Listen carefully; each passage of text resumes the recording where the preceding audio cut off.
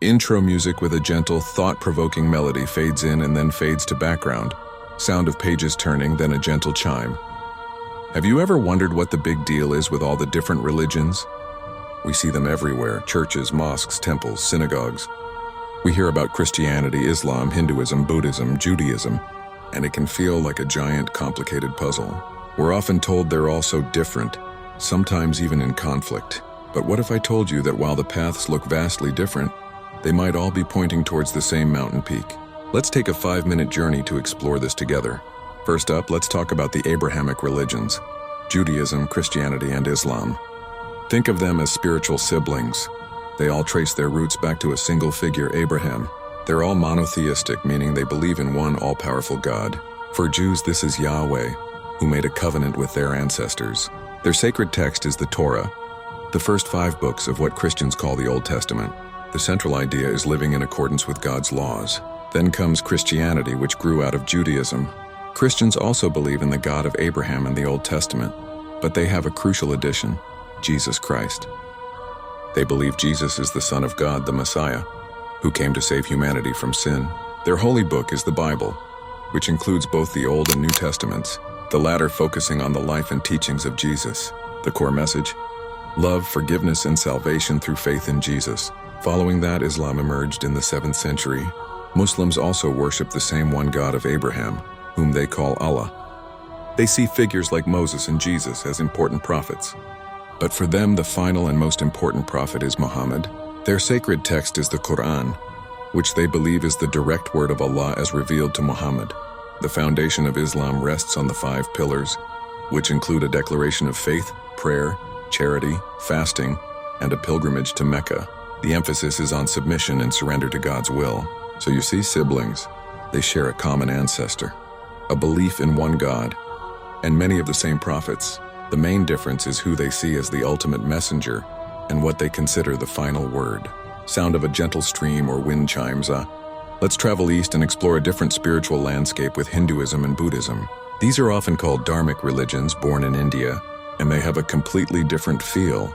Hinduism is one of the world's oldest religions, and it's less like a single path and more like a vast, sprawling banyan tree with countless roots and branches.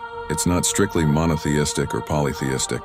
Some Hindus worship one supreme being, Brahman, who manifests in thousands of gods and goddesses like Vishnu, Shiva, and Devi. Others focus on just one of these deities. The core concepts are karma, the law of cause and effect, and reincarnation, the cycle of birth, death, and rebirth called samsara. The ultimate goal? To achieve moksha, or liberation from the cycle, and unite your individual soul, or Atman, with the universal consciousness, Brahman.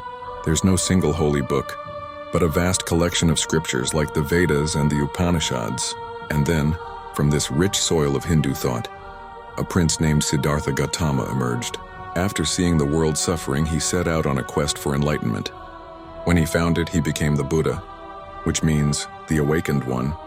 Buddhism, therefore, isn't really about a god.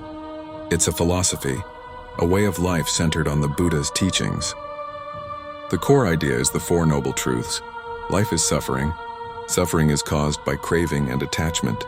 Suffering can end, and the way to end it is the Eightfold Path, a guide to ethical conduct, mental discipline, and wisdom. Like in Hinduism, the goal is to escape the cycle of rebirth. But here it's called nirvana, a state of perfect peace and the extinguishing of the self. So while the Abrahamic faiths focus on our relationship with a single external God, the dharmic faiths look inward. They focus on the nature of consciousness, the mechanics of existence through karma and rebirth, and the ultimate goal of spiritual liberation from within. It's like this. Imagine everyone is trying to describe an elephant in a dark room. One person touches the trunk and says, "It's a snake." Another touches the leg and says, "It's a tree trunk."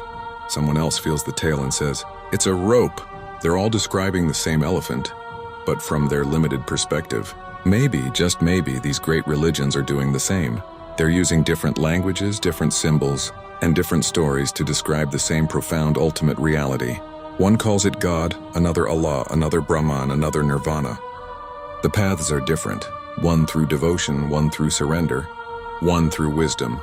But the destination, that peak of the mountain, that sense of peace, purpose, and connection, might just be the same. And understanding that doesn't weaken faith. It builds bridges. It turns strangers into fellow travelers on this incredible, mysterious journey of life. Outro music fades back in,